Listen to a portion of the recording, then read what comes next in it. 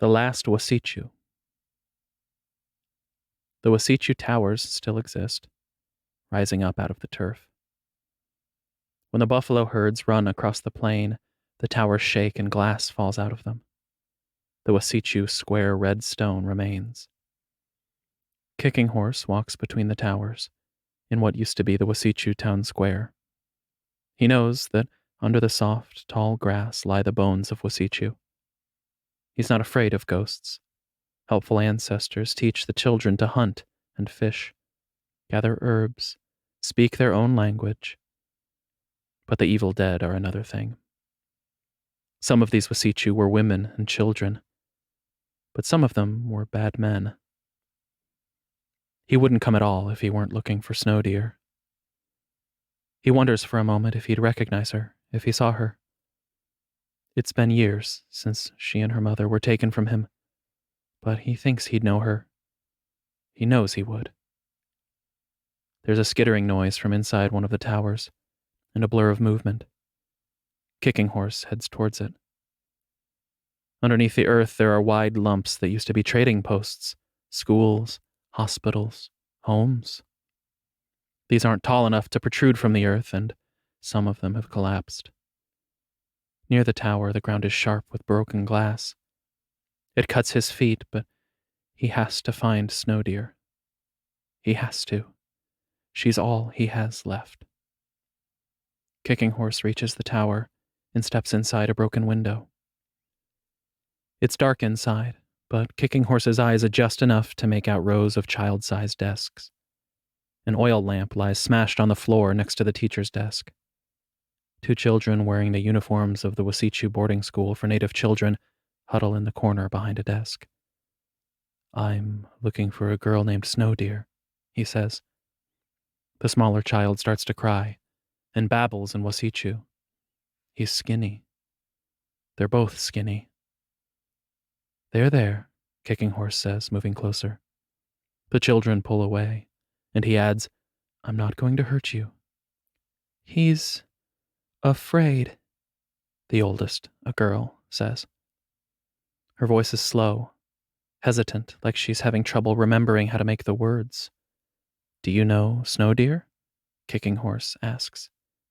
"They made us use Wasicu names," the girl says.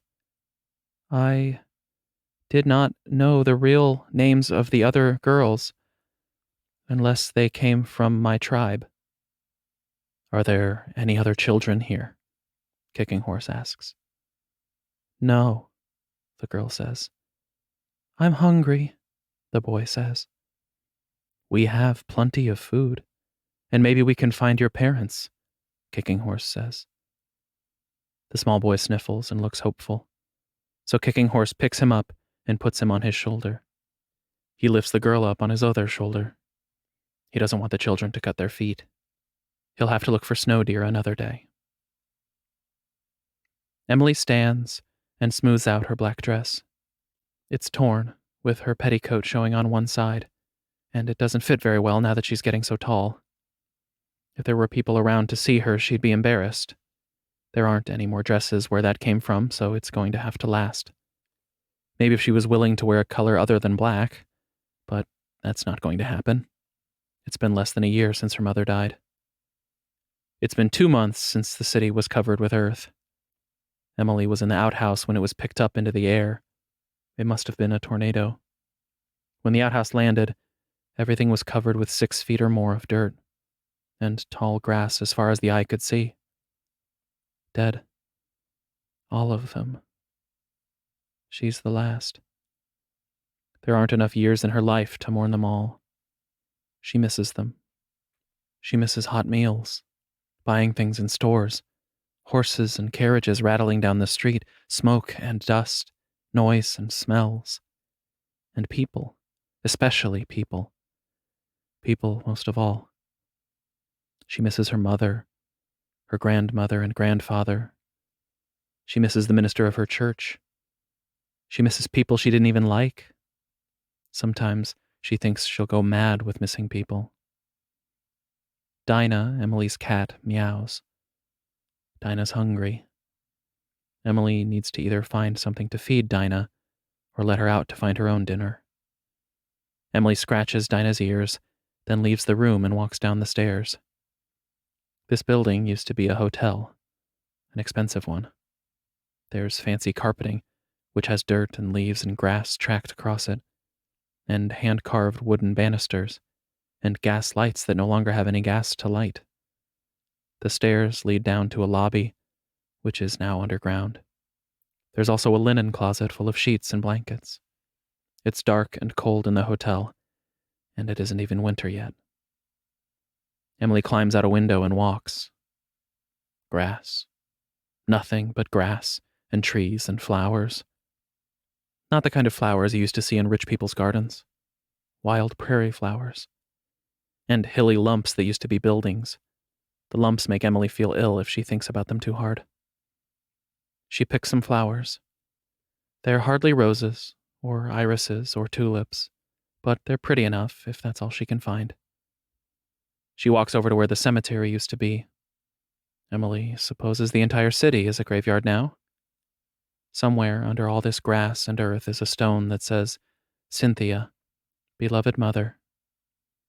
Emily figures that it doesn't matter how many feet of earth cover her mother, but she misses the stone.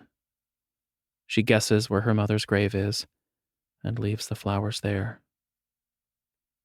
Emily is hungry, too. She ate the last of the jerky last night, and has cleaned out the hotel kitchen. She heads towards where the general store used to be. Emily's approach startles a rabbit who hops off into the woods that are starting to encroach upon what's left of the city. Emily wishes she'd brought her gun, but follows the rabbit anyway. Maybe she can find the rabbit again later. The rabbit disappears into a blackberry bramble. Emily eats all the blackberries she can stand, and then heads back towards the general store. There's a hole in the roof, and Emily leans in and looks around. It's dark, and her eyes take a moment to adjust, but inside are sacks of various goods with labels she can't make out. And cats. They look up at her curious. Here, kitty, kitty, Emily says. And they run. On the counter, there's ribbon candy in a jar, and she thinks she sees tinned food on a far shelf. Emily climbs down into the store on some shelves. They don't feel very sturdy, and she's afraid she'll fall or get trapped, but she keeps going. She heads towards the counter and opens a jar. Candy. And that's definitely potted meat on the counter. Emily makes a sling out of some cloth and fills it with canned food and the candy, then ties it over her shoulder. She wants to have dinner at home like a civilized woman. She likes to pretend she's having dinner with her mother.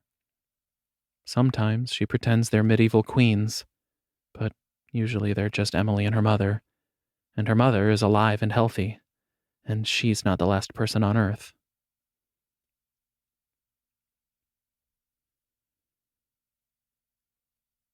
There's more dancing and fasting tonight to send away the Last Wasicu, whom no one but the children Kicking Horse rescued today has ever seen.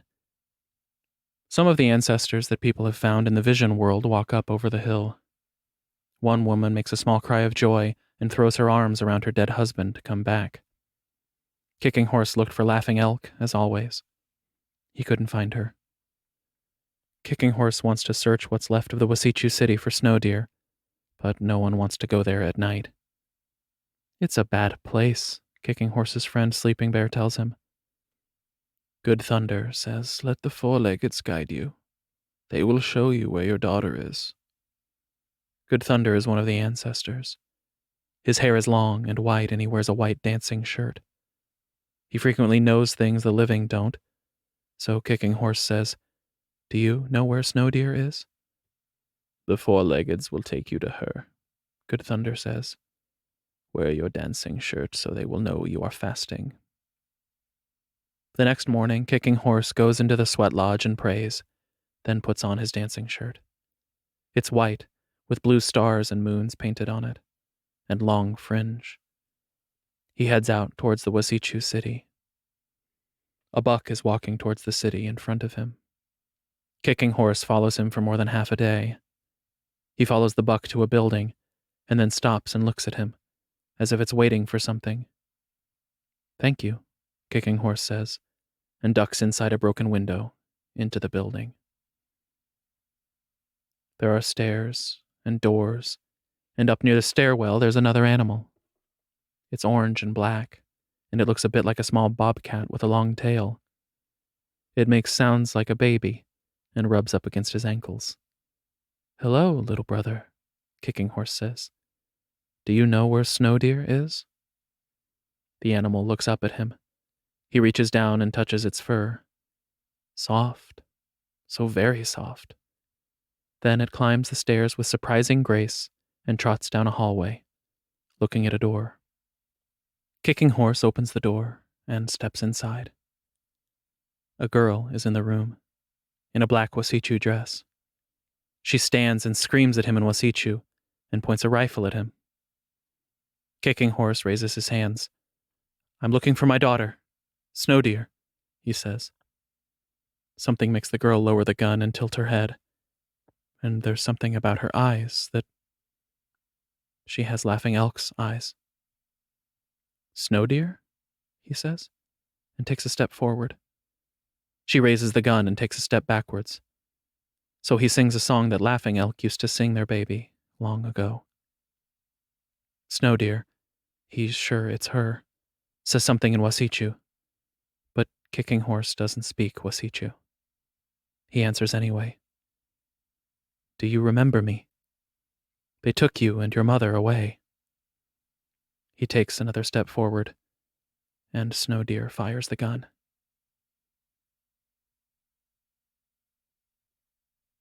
Emily's grandmother had always told her that the Indians would come and steal her away, like they did her mother, and then she wouldn't be able to live in a house or go to church and would burn in hell.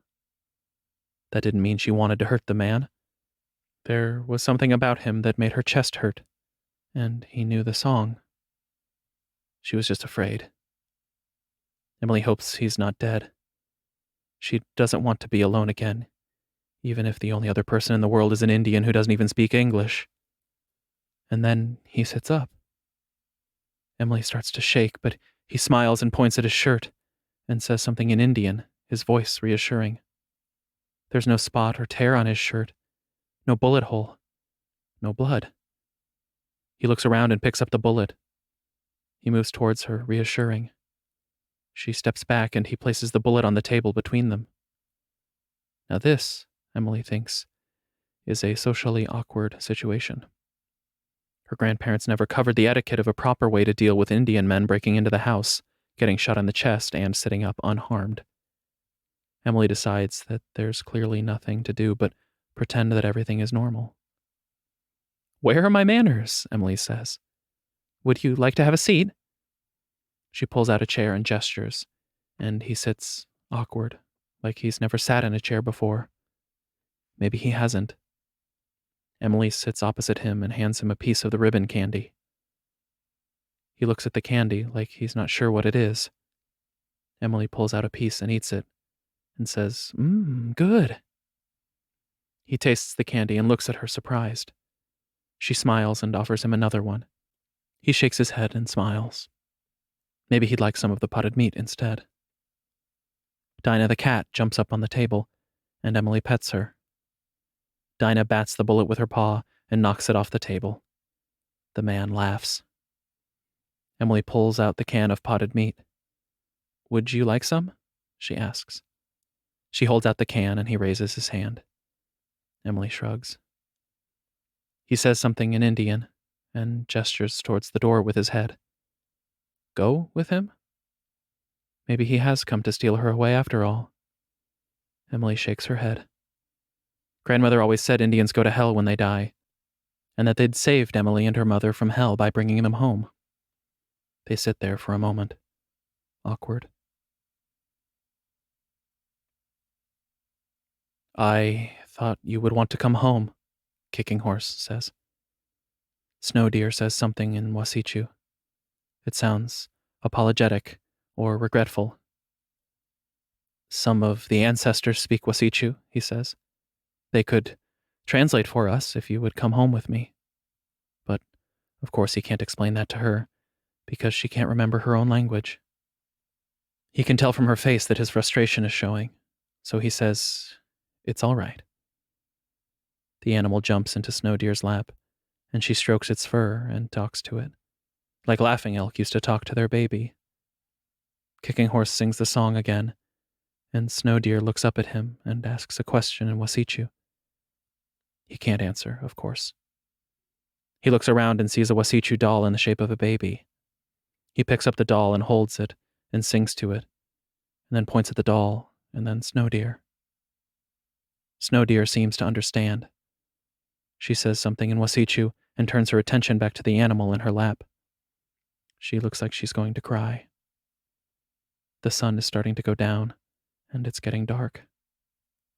Snow Deer says something in Wasicu, then opens a can. There's some kind of meat inside. They share it with each other and the animal on Snow Deer's lap. Then Snow Deer says something in Wasicu, picks up the animal, and goes to the other room and shuts the door. Kicking Horse lies down on the floor and falls asleep.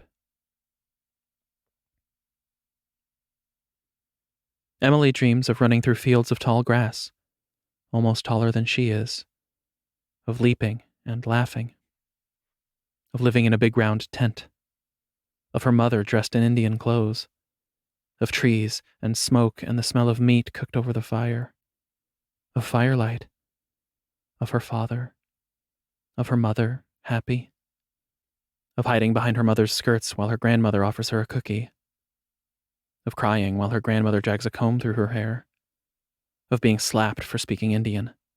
Emily dreams of the sound of her mother's voice singing and the smell of sweet grass. The next morning, Emily's father joins her for a breakfast of canned meat, then heads towards the door. Emily chases after him, calling for him to stop.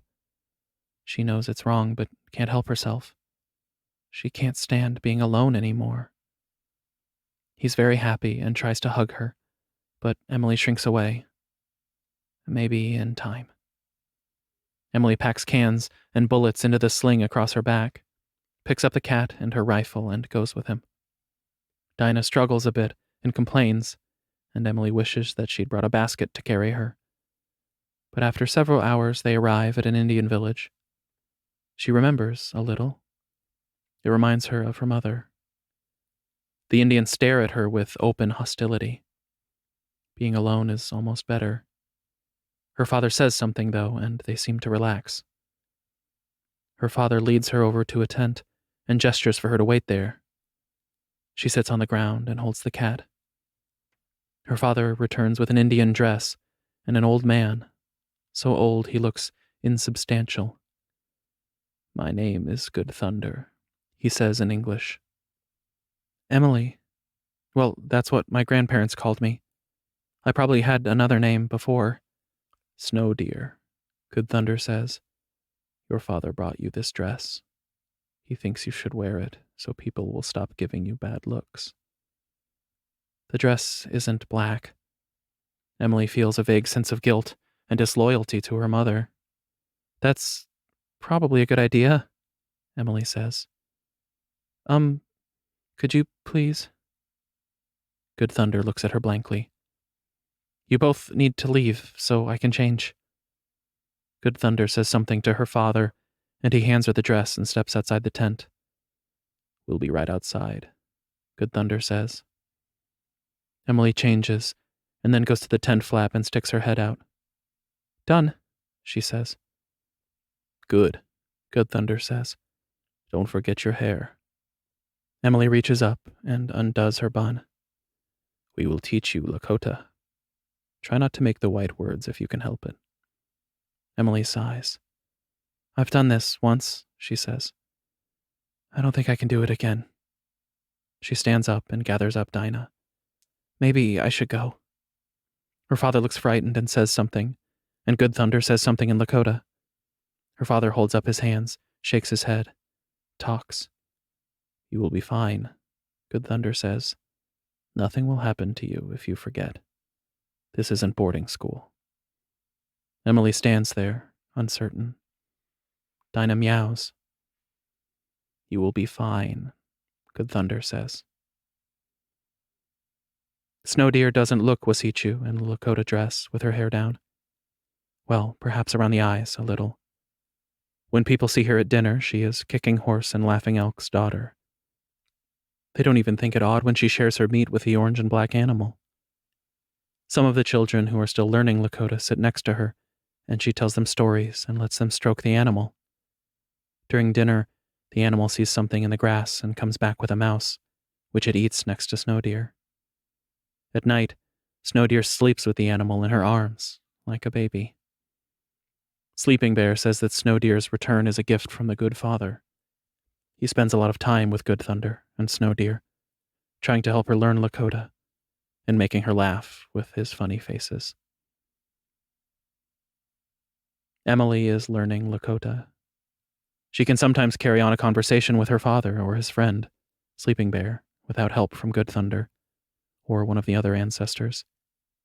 She shares what she knows with the children who are taken to boarding school.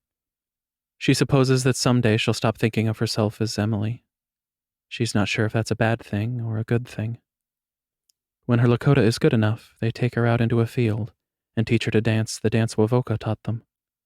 They take hands and dance in a circle, slow at first, then faster and faster.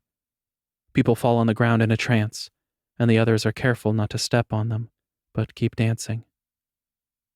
Emily falls into a vision. Emily dreams that she and her father are walking down a path together. They come across a man with dark curly hair and a beard.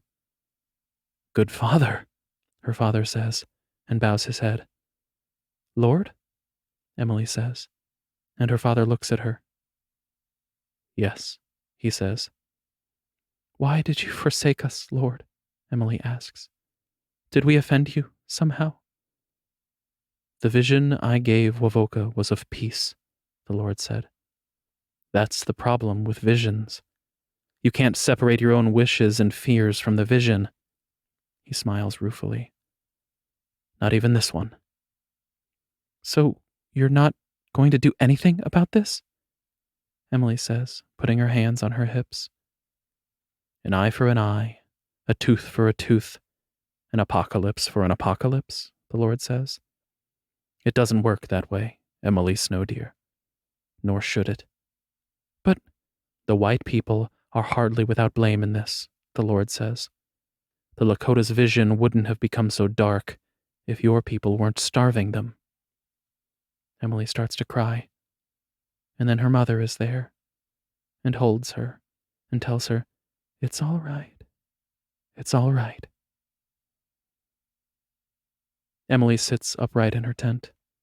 It's dark. She can't see anything, but she can hear crickets and the wind in the grass, and snoring from another tent. Dinah meows, and Emily reaches down to pet her and wonders whether Dinah dreams of feline messiahs. What would a cat messiah be like? Emily pets Dinah and decides Dinah lives in a state of grace. Emily lies back down and falls asleep. She wakes up to the sound of her mother singing. Emily opens her eyes. Her mother is wearing Indian clothes and looks almost translucent. Her red hair is in braids. "Good morning," her mother says. Emily stands and walks over to her mother. She touches her mother's arm. It's more solid than it looks. Emily hugs her mother. Her mother feels smaller than she used to, probably because Emily has grown so much. But she feels warm. Real. She smells like baking bread. It's a miracle. "Are you all right?" Emily asks. "You mean, am I still sick?" her mother asks. "No. We were promised no sickness." "But you had consumption," Emily said. "You died." "I'm one of the ancestors. Fathers, mothers, brothers, cousins. We will all return to those who believe." Emily thinks of her grandparents with a pang. Her mother hugs her again. "Thank you for the flowers, sweetheart." Emily's father comes into the tent. He stops when he sees Emily's mother. Emily's mother pulls away, soothing Emily's hair, and then walks over and hugs Emily's father. He starts to cry.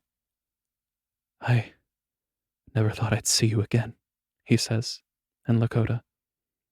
I know, Emily's mother says, also in Lakota. I know. There is a dance of celebration that night to welcome Laughing Elk back to the tribe. There's food and laughing and drumming. Snow Deer and her animal sit to the side and eat. Kicking Horse can't stop touching Laughing Elk, can't stop smiling. He supposes there's no need to stop. At last, he has everything the Wasicu took from him. His family is back together again. And just in time. Snow Deer is almost marrying age. He supposes he doesn't know if Snow Deer wants to marry or not. There's no rush. Laughing Elk has returned. They must dance in gratitude. Emily scowls at her parents' tent. It's midday and they haven't come out yet. Sleeping Bear sees her scowling and laughs. They'll be out when they're hungry, he says. Emily makes a face at him, which makes him laugh harder. Dinah! Here, kitty kitty, Emily says, and Dinah trots over, tail in the air. She and Dinah walk over to the tree line, and Dinah chases birds. When she returns, one of the women asks when she'll start doing some work. Emily says, Ask my father. Good Thunder, Emily didn't even realize he was there until he spoke, tells the woman, her Lakota is not good enough yet. At night, Emily can hear her parents murmuring to each other. At least she still has Dinah. The next day they come out, all smiles and touches. Emily's mother calls her sweetheart, darling, but only has eyes for Emily's father. By the third day, Emily thinks of going back to the city to live in the hotel again. She tells Good Thunder and Sleeping Bear to leave her alone and takes Dinah down to the river. She catches minnows with her hands and throws them to Dinah, who eats them. When she returns home, Emily's mother is waiting, anxious. Are you okay, sweetie? What do you care? Emily asks. She turns her back on her mother. If Emily were at home with her grandparents, they would slap her for being so insolent. She thinks she'd prefer that to the quiet intake of breath and no words. At least if she were slapped, she'd know she'd mattered enough to anger someone. Emily decides she wants her grandparents back. If she can bring back her mother, surely she can bring back her grandparents as well. They're her ancestors, aren't they? That night, they dance again. And Emily dances long and hard. She falls into a vision where she's searching for her grandparents. There are many kind Indians, and she asks them, Have you seen my grandparents? But no one can help her. She wakes up the next morning, knowing she didn't find them. Every time they dance, Emily is there. She thinks the Indians are as pleased by her piety as the white people would be if this were a church. Again and again, she does the dance they learned from Wovoka, and again she searches for her grandparents in vain. I'm sorry, little one, a very old woman tells her in visions. We don't know where they are. Perhaps it's because they're white. The dance was supposed to drive the whites away as well as bring back the ancestors. Emily goes down to the river and prays for God to give her grandparents back. Dear God, please give me back my grandparents. I miss them. Every morning, she goes down to the river and prays. One morning, Emily is awakened by the sound of gunshots. She sits up in bed and runs out. It's grandfather, and he's shooting Indians and reloading as he goes. Sleeping Bear, her father's friend, falls to the ground, his eyes blank, blood pooling in the grass around him. Another man falls, as do other men, women, children. Stop! Emily says. Emily's mother runs out of the tent and stands in front of Emily. Demon, Emily's grandfather says. You're not my Cynthia. My daughter's dead. Then he shoots her. Emily's mother screams and clutches her arm. Emily runs over to her mother, and Good Thunder says, You will leave us now. Emily's father, Kicking Horse, comes out of his tent. Grandfather shoots, and the bullet bounces off Father's dancing shirt. Father pulls an arrow back in his bow and shoots Grandfather in his gun arm. Grandfather drops his gun and runs, chased by angry Indians. They catch him, drag him back. There are more of us, Grandfather yells. We'll bring each other back one by one. You'll see. Emily stands and walks out to the field. This is her doing. This is her mistake. If only she could change the hearts of men as easily as she could bring them back. This is her doing, and her responsibility to make right. She starts to do the ghost dance. Her mother joins her, as does Good Thunder and many of the women. Emily can hear her grandfather screaming in the distance, but as she dances, his voice becomes more quiet, until he's silent, almost like he never existed. In the distance, she sees Sleeping Bear walking up over a hill.